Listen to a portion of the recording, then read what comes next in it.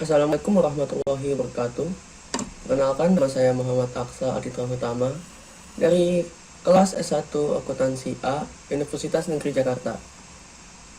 Untuk kali ini, saya akan menerangkan tentang rasio likuiditas.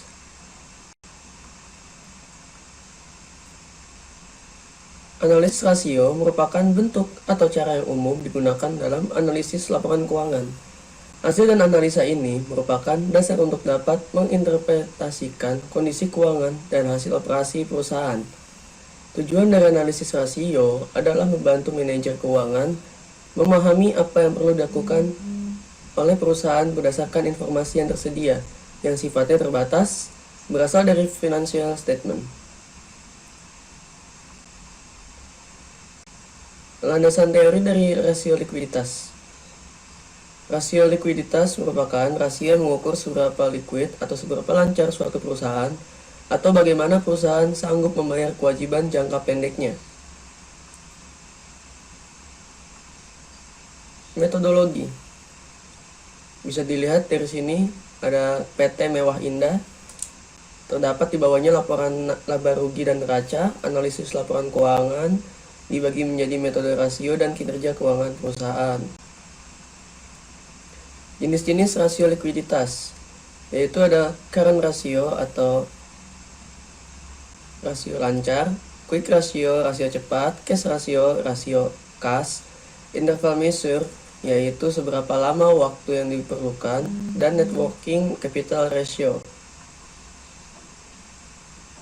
Jenis-jenis rasio likuiditas, current ratio.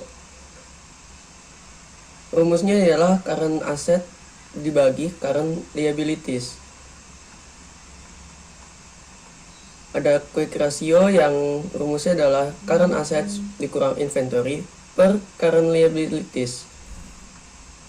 Di sini ada tabelnya ya. Diketahui di sini current assets diketahui 1742 dibagi 1389 yang diketahui current liabilities atau kewajiban lancar. Hasilnya ialah 1,2584. 1,2584 current ratio dibanding 1. Standar current ratio yang ideal ialah 2:1.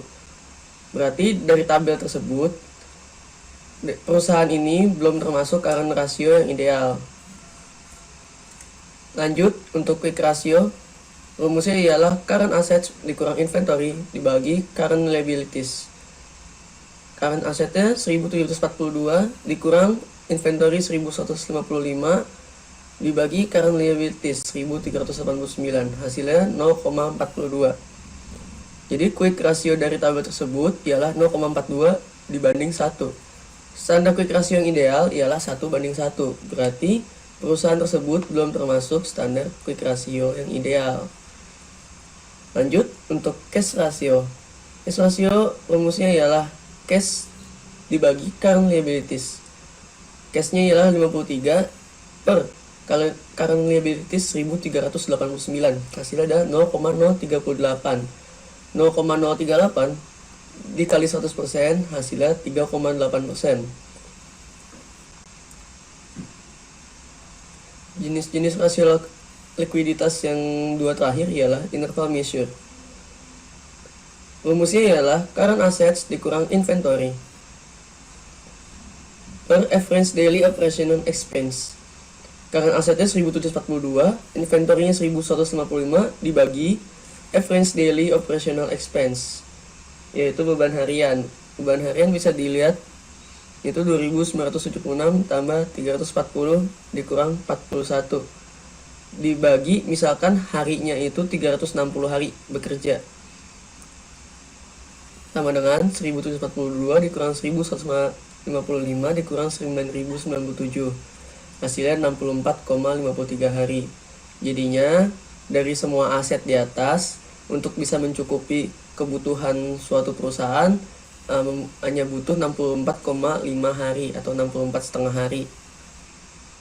Bisa dibilang untuk hari ke-65 sampai ke atas mereka tidak bisa mencukupi kebutuhan perusahaan tersebut karena sudah habis dalam interval measure-nya. Dan terakhir ialah net working capital ratio. Rumusnya ialah net working capital dibagi net assets. Net working capital yaitu 1742 dikurang 1349 dibagi 1921. Ya, hasilnya 0,184 atau dikalikan 100% yaitu hasilnya 18,4. Kesimpulannya ialah penjelasan yang tadi bisa membantu membaca neraca dengan cepat, mudah, dan efektif.